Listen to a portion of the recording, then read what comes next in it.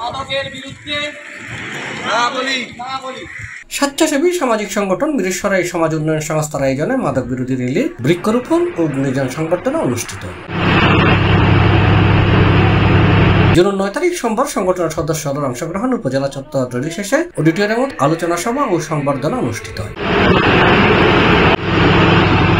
এতে সংগঠনের সভাপতি সালাউদ্দিন চৌধুরীর সভাপতিত্বে সালাউদ্দিন মিশাল ও এস.এম. জাকারিয়ার যৌথ সঞ্চালনায় প্রধান অতিথি আছেন শিক্ষাবিদ ও নজরুল গবেষক ডক্টর মোহাম্মদ কামাল উদ্দিন।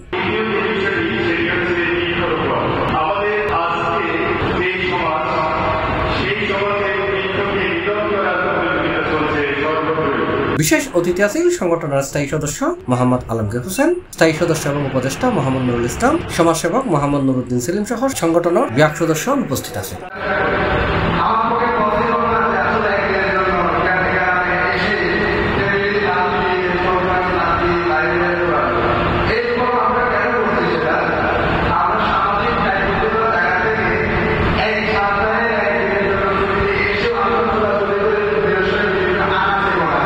আলোচনা সভা শেষে সংগঠনের সদস্য, উদ্যোক্তা, গুণীজন, আলেম এবং সাংবাদিকদের সম্মাননা স্মারক দেওয়া হয়।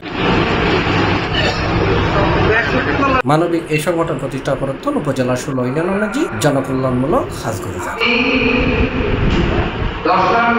C+ TV, Chittagong.